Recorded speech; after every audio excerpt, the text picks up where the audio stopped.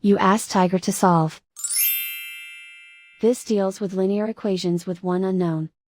The final result is x equals 5. Let's solve it step by step.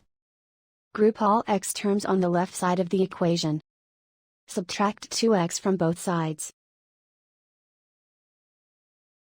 Simplify the arithmetic.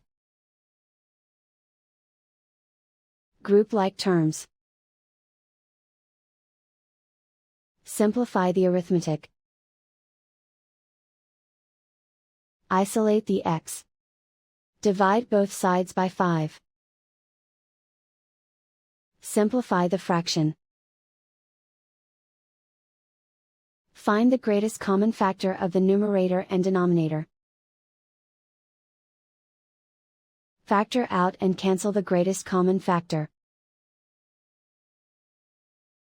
And so the final result is x equals 5.